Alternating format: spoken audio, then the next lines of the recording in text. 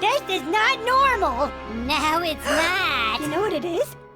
Yes. It's paranormal!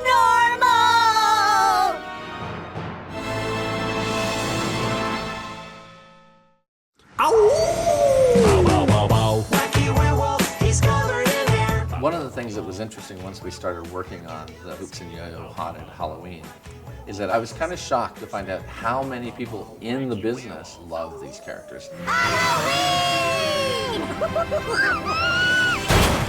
One of my friends out of Chicago says really at the end of his day, after all of his producing work, he watches Hoops and Yo's to kind of cheer him up before he goes home. We hear so often that they just make people happy. It's that improv, that humor that people just love. Hoops and Yo-Yo are like half best friends and half brothers. Hoops is the big pink cat. He's that hyper, lots of energy. Definitely the leader. I feel like Hoops is the older brother. Hoops always got some crazy idea that you know is going to get him into some sort of tough spot. If horror movies have taught us nothing else, is you gotta split up. Yeah. And Yo-Yo's the little green bunny, kind of the sidekick, straight man. A little bit of the follower. If Hoops suggests an idea, Yo-Yo's usually pretty game for it. And of course, Piddles is the blue. I'm not really sure what Piddles is. It's still not specifically very, very clear. Piddles is the voice of reason. Without her, they would go flying off the tracks. You literally have never seen the way you drive, have you? The big challenge in doing Hoops and Yo-Yo in a longer format is that traditionally what they've been is shorter pieces, and they're not really telling a story. They're usually telling a joke or riffing off an idea. Dad, look, it's a pre-stained tie. Perfect for you. I call that one potatoes and gravy. How about another order of spaghetti and red sauce? Dad, can I lick it? Hoops and Yo-Yo started in Hallmark.com when Bob Holt created an e-card for 4th of July. It was essentially a one-off e-card that just kind of exploded. He added in the green bunny. And that's when Mike Adair came in to do the voice of Hoops. They just went into the studio, they started riffing, and Hoops and Yo-Yo was born. One of the charms of Hoops and Yo-Yo is that they are two grown men making each other laugh. Please don't kill us! You know you see me eat all those cinnamon buns. You don't want hoops tartar, do you?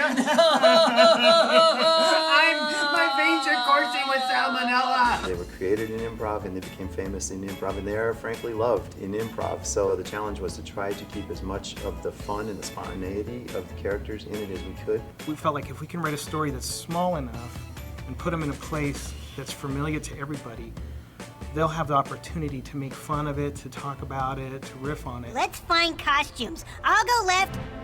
You go. Oh, wait a minute. Vibrating massage chairs. We were really lucky to have some really funny stuff that we could play off of. I think we have such a great advantage getting to work on Halloween. Anything where you can throw in a werewolf is always great. Werewolf! Off sofa! Off sofa! Knowing that Rob Shaw was going to be directing this, I'm like, this is absolutely perfect. He likes to keep things open, and he's really good at following the flow. He works really closely with the animators. He's an amazing leader. He has a humorous vision. I get very into acting out the stuff that I'd like the characters to do, and the animators do as well. Cinnamon buns are just pastries. I know. But it's hard to love something and not have it love you back.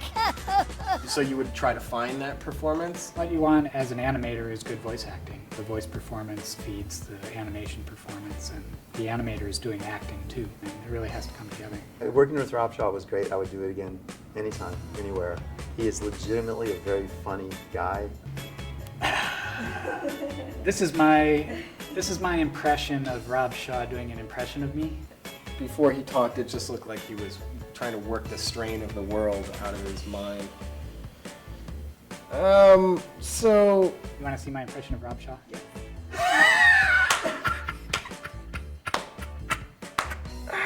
Everything's looking pretty good, but I don't really have the voice down.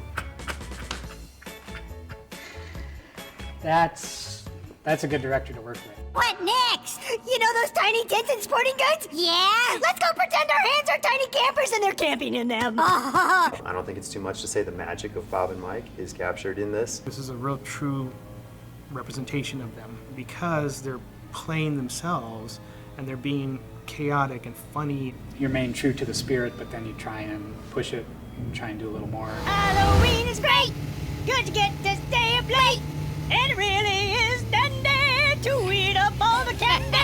I think that kids will find it funny, and hopefully a few parts kids will find a little bit creepy, because I think that's part of the fun of Halloween. And then I think also parents will be able to enjoy it with their kids without feeling like they're watching something that's dumbed down.